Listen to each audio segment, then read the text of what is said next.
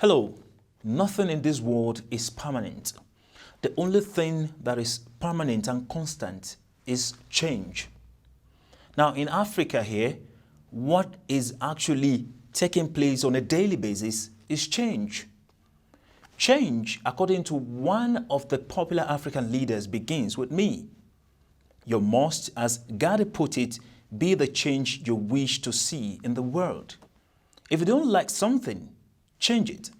If you can't change it, change the way you think about it. And as the saying of the last messenger goes, he who sees anything wrong should change it with his hands. If not, with his tongue. If not, with his mind. And that is the weakest of the faith.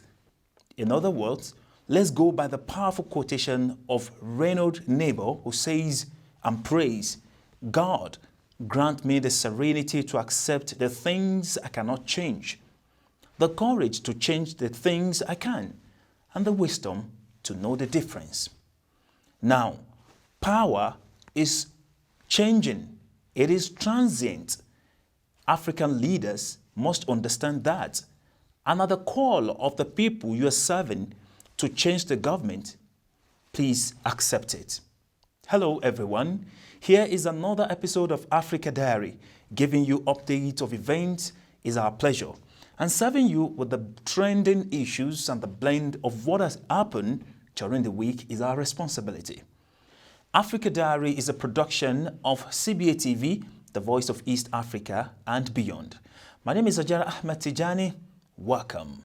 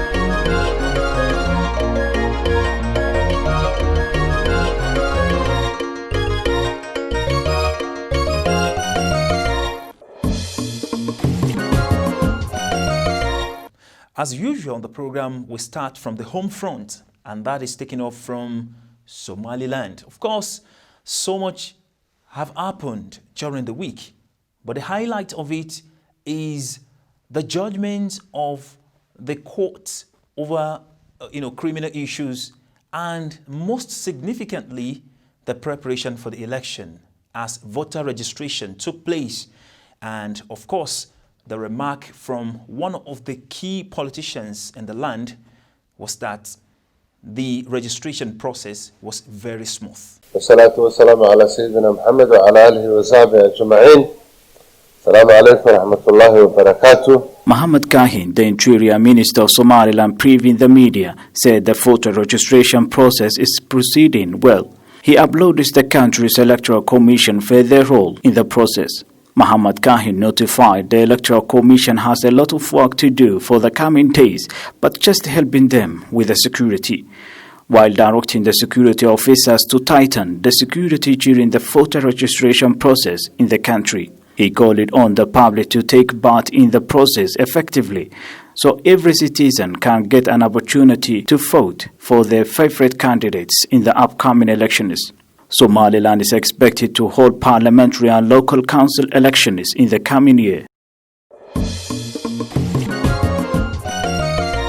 Now, recently, a few hours ago, so to say, Air Djibouti crashes landing in Garowe of Puntland state of Somalia. Somalia aviation officials have confirmed that all passengers and crew members aboard the Air Djibouti are safe and sound following an accident in Garowe. The passenger plane crashed down dead at General Mohammed Abshir Airport in Puntland State headquarters on Wednesday morning. Let's see the report. Djibouti's national carrier suffered a technical failure before resorting to a pale landing. It was not immediately clear what exactly caused the mechanical hitch that seemed to be related to landing gear and wheels. The regional authorities have not yet commented on this incident, and this is not the first time an airplane has crashed in Somalia. On Monday, a Fokker 50-passenger plane carrying the leaders of Hirshabelle, led by the Speaker of the Regional Parliament, to Beledweyne, diverted landing to Mogadishu after one of its engines failed. In July, an aircraft, a Kenya-registered airplane from Djibouti carrying humanitarian aid, crash-landed before bursting into flames at Ugas Khalif Airport in Beledweyne. Now, in Somalia also, the sound from the drum of election is really beating faster, and this is no doubt creating some kind of tension, so to say. But hey, a lot of people are working, the key holders or the politicians are really working round the clock to ensure that everything is coming up smoothly. Gamudug president met UK envoy in Mogadishu. The president of Gamudug state of Somalia, Ahmed Abdikarkar, has held talks with UK ambassador to Somalia. The meeting, which took place on Wednesday also in Mogadishu, focused on a wide range of issues. In a Twitter post, Korkor said the talks related to upcoming federal elections and development issues in his state. The president said they discussed more on economic and social development opportunities in Galmudug. The meeting comes amid reports indicating that the Galmudug leader tries to mend relations between the current government and opposition leaders over the elections. Somalia is expected to hold parliamentary and presidential elections as soon as the incumbent president term lapses in February next year. Korkor also seems to be playing a great role in bringing closer together between the federal government and its member states. Welcome back, Africa Diaries, the program, and we're still in Somalia. Now, between Somalia and Kenya, there is an imaginary rift that is really affecting the diplomatic relations between the two countries. Somalia accuses Kenya of destabilization plot. Somaliland Information Minister Osman Abubakar Dube has accused Kenya of planning to destabilize Somalia as it prepares for legislative and presidential elections. Somalia opposition presidential candidate also reacted that the new diplomatic role between Somalia and Kenya is really shifting. The politicians also urged President Farmajo to engage in diplomacy that best serves the interest of both people. Now, the lingering fracas led to Somalia expelling Kenyan ambassador over interference. Somalia recalled its ambassador to Kenya and told Kenya's envoy to leave over continuous interference in its internal affairs. The officials said they have been part of the Army's Northern Command, but were detained by Tigrayan troops attacked a federal military base. Earlier on Monday, Ethiopia's Prime Minister declared that the military had won the conflict, but TPLF politicians said they are fighting on. Before the war started, the military had troops in the north of Ethiopia who were from different regions of the country. But when Tigrayan fighters suddenly attacked the main base, triggering the war, thousands of non-Tigrayans suddenly found themselves in what was enemy territory. They were detained by the TPLF but have now been freed. State media in the capital, Addis Ababa, said at least 3,000 soldiers had been welcomed in the town of Debak in the Amhara region. It reported that some were Tigrayans who had refused to fight, a statement the TPLF is likely to dismiss as propaganda. Meanwhile, Ethiopia's Human Rights Commission says it is gravely concerned about cases of Tigrayan people being subjected to ethnic profiling as a result of the war. It has also urged the government to restore telecommunication links to the region. Buffer zone against military group Al-Shabaab. There is no denying the fact that Ethiopia is in a serious war with Tigrayan government, and the war is definitely entering the fourth week. Unfortunately, the communication was blackout in that region, just so that media won't be able to get the actual fact and figure of what is really going on over there.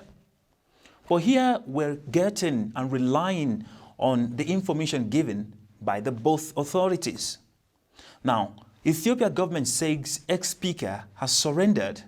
The former head of Ethiopia's upper legislative chamber has surrendered to the Federal Armed Forces, according to the government of Ethiopia. Now, that claim has not yet been confirmed, on the side of the Tigray. Ethiopia's Tigray politicians released thousands of federal soldiers. The Tigray People's Liberation Front TPLF politicians in Ethiopia's Tigray region say they have released more than 4,000 soldiers who had been held captive. Now, let's see the picture of the whole story. The officials said they have been part of the Army's Northern Command, but were detained by Tigrayan troops attacked a federal military base. Earlier on Monday, Ethiopia's Prime Minister declared that the military had won the conflict, but TPLF politicians said they are fighting on. Before the war started, the military had troops in the north of Ethiopia who were from different regions of the country. But when Tigrayan fighters suddenly attacked the main base, triggering the war, thousands of non-Tigrayans suddenly found themselves in what was enemy territory. They were detained by the TPLF but have now been freed. State media in the capital, Addis Ababa, said at least 3,000 soldiers had been welcomed in the town of Debak in the Amhara region. It reported that some were Tigrayans who had refused to fight, a statement the TPLF is likely to dismiss as propaganda. Meanwhile, Ethiopia's Human Rights Commission says it is gravely concerned about cases of Tigrayan people being subjected to ethnic profiling as a result of the war. It has also urged the government to restore telecommunication links to the region. Welcome back from that report, and you will agree with me that aside from nature, war is one of the major contributors of humanitarian crisis. Of course, what's going on between Tigray and Ethiopia has created significantly to humanitarian issues. Now, UNHCR sends emergency aid to Ethiopian refugees in Sudan. In its effort to bring relief to the people of Ethiopia, the United Nations High Commission for Refugees says it has flown 32 tons of emergency aid to the Sudanese capital, Khartoum, to quickly assist the thousands of refugees fleeing fighting region and violence in Ethiopia. The United Nations appealed on Tuesday for access to Ethiopia's Tigray state, where they believe camps housing 96,000 Eritrean refugees have run out of food. A month-long conflict between Ethiopia's military and local forces has sent thousands fleeing across the border into Sudan, but Baba Balouch, a spokesman for the UN High Commissioner for Human Rights, said contact was also lost with 4 camps inside Tigray. Our concerns are growing by the hour. The camps were set up a decade ago to house people from neighbouring Eritrea. The camps will now have run out of food supplies, making hunger and malnutrition a real danger. A warning we have been issuing since the conflict began nearly a month ago. We are also alarmed at unconfirmed reports of attacks, abductions, and forced recruitment at the refugee camps. Prime Minister Abiy Ahmed has declared victory in Tigray after the regional capital was captured by federal forces at the weekend. But reports continue to emerge of clashes between his soldiers and the Tigrayan People's Liberation Front, and experts warn the war may be transforming into a protracted guerrilla conflict.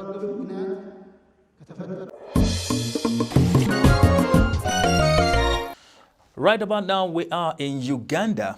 Now, from the introduction of this episode of the program, we spoke about change that we need in Africa. Now, it will be so nice if many African leaders realize this concept of change.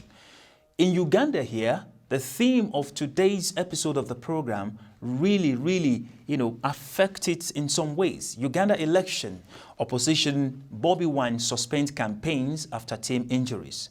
Popular Ugandan presidential candidate and opposition Robert Kyagulanyi, who is also known as Bobi Wine, has brought his campaign to a temporary end following injuries to members of his campaigning team and damage to his car.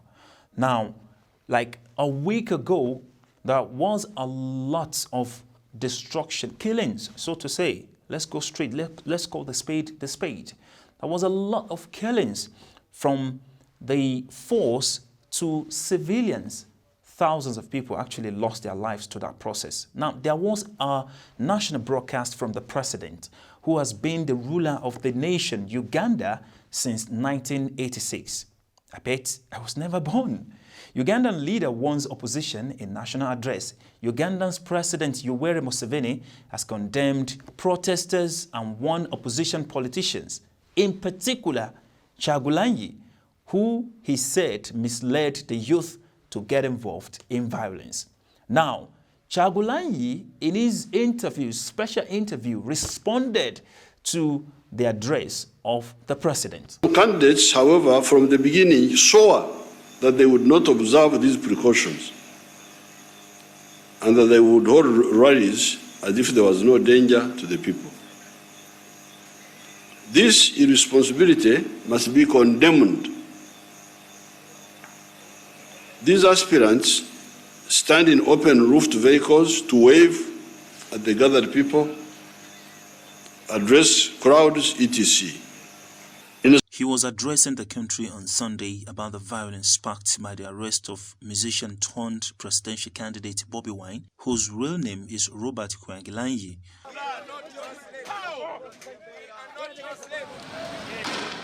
Police said 54 people died during the protest nearly 2 weeks ago. The president said that the idea that there would be riots if Mr. Kyagulanyi was arrested must never be repeated. No politician is untouchable, Mr. Museveni said. I am not untouchable, and Museveni should not reduce this to Kyagulanyi. Let us talk about justice. Museveni should know that justice is untouchable. Freedom is untouchable. You cannot block justice. You cannot block freedom. And that is why people rise up whenever they see an injustice. So it is not about me, it is about injustice. And Museveni should remember that he cannot contain freedom, he cannot contain justice. The people of Uganda will be free. Oppressed people cannot be oppressed forever. The president claimed some political players had paid gangs that had declared part of the capital Kampala ungovernable, attacking uniformed police officers on patrol. He condemned people who were filmed attacking law enforcement officers and people dressed in yellow, the ruling party color. Mr. Museveni said this would never happen again because the perpetrators, according to him, had tasted the consequences of playing with fire. The irresponsible leader is a leader who orders for the mass murder of Ugandans and armed citizens being shot at by the military and police, and that is Yoweri Museveni. As you know, it has been the habit of President Museveni and his government to lie about the numbers of people that have been massacred. They lied about the numbers of the people that were massacred in Kasese. They lied about the numbers of people that were massacred in 2009. And yes, they are lying yet again with the numbers of the people of Uganda who were massacred in November, less than 2 weeks ago. Museveni himself, first of all, he accepted that he ordered the military to come and sort the demonstrators and protesters out. And yes, indeed, they sorted them out by shooting them dead. The president said the original mistake was that the presidential candidate violated coronavirus prevention restrictions on crowds with impunity. He also extended condolences to Ugandans who lost loved ones during the protests and said that the government will compensate their families. Bobi Wine is looking to unseat Mr. Museveni, who had ruled the country for 34 years in the January 2021 elections. Back from that report, we're still in Uganda, but away from political issues. Now, there's no denying the fact that COVID-19 is really bedeviling the entire world. It is really crushing on the economy of not only Africa, but the world at large. Now, on a lighter note, Uganda closes in on COVID-19 vaccine. President Yoweri Museveni says that Uganda has already developed medication to fight COVID-19 and it is soon start human trials. In a tweet on Sunday, November 29, 2020, Museveni said, "In the battle against coronavirus and other viruses, our scientists have given me the good news that they have developed 7 wonderful products, 6 of which are under trial and 1 an immune booster already being used." He said, "The first 3 are all antivirus, killing the virus and limiting the damage of the virus to the body. They have told me starting December 15, 2020, patients under strict medical supervisions will have their medicine tried on them." He also noted the 4th exciting product is a bronchial dilator, a drug that will keep your lung airways open without the need to use the ventilators that cause so much damage to body parts where they are inserted. He added that their scientists have also developed diagnostic tents, one which uses saliva and can give results in 30 minutes. There is always opportunity in adversity. Uganda, if it gets medication, will be among the first in the world to come up with a medication to treat and end the COVID-19 pandemic. The Uganda Virus Research Institute UVRI is partnering with Imperial College London to start the first COVID-19 vaccine trial in the country by December. In Kenya, but on a similar note, Kenya's president seeks COVID-19 vaccine from China.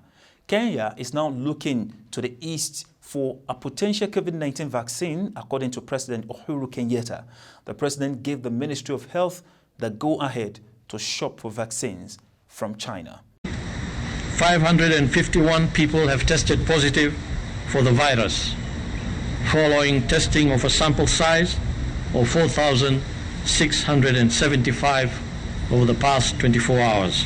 The country's decision comes in the wake of rich countries in the West buying nearly 3.8 billion doses of vaccines currently in the development, according to a study by Duke Global Health Innovation Center. Logistics is a major concern when considering access to vaccines. China's President Xi Jinping in May promised the successful vaccines being tested will be offered to Africa at a discounted price. Experts have argued that this offers a potential route to cool off the resentment and criticism that China received on how it handled pandemic earlier on. Kenya is currently testing the Oxford AstraZeneca vaccine. Of the 4 countries taking part in vaccine trials, Egypt and Morocco are testing one of the vaccines from China. The Chinese Center for Disease Control and Prevention says the country have 5 vaccines that have entered phase 3 clinical trials. However, Kenya has not released much data on the efficacy of its homegrown vaccines. There are now more than 80,000 people who have been confirmed COVID-19 positive. Welcome back, Africa Diaries, the program. Right about now, we are in West Africa. Nigeria massacre. Nigeria Senate leader members visit Borno. That was a sad occurrence.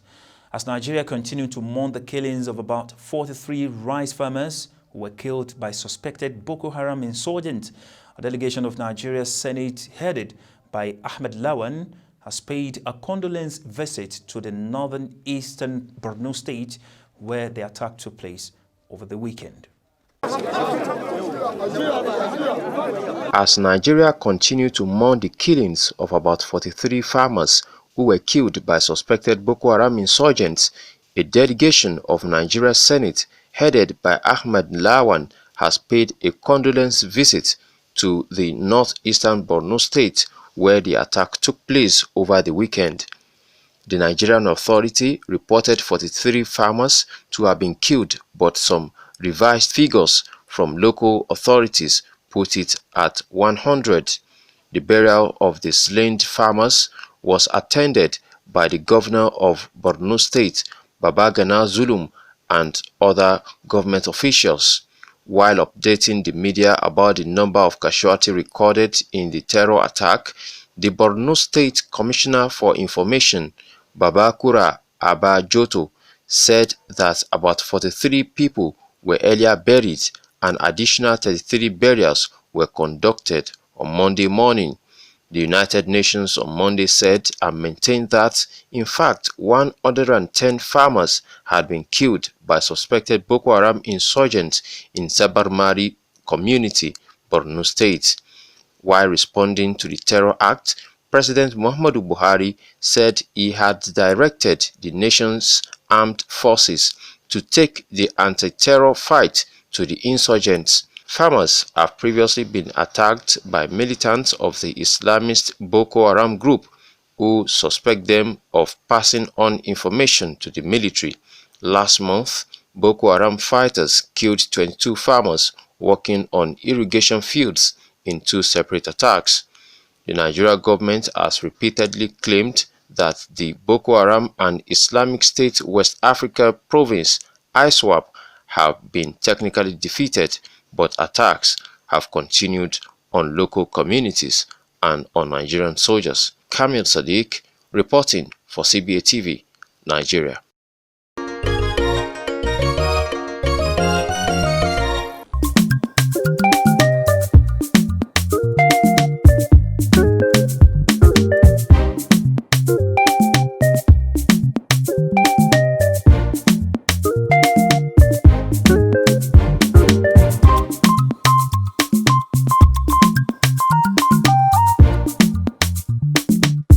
Okay, we hope you enjoyed that, and of course, if you have any suggestion, any comment, or anything you want us to feature on this platform, you can drop your comments, and then be rest assured that we will respond to it. My name is Ajara Tijani. Until next week, we'll come your way again. Stay blessed. Keep watching CBA TV, the voice of East Africa and beyond. My name is Ajara Tijani once again. Bye for now.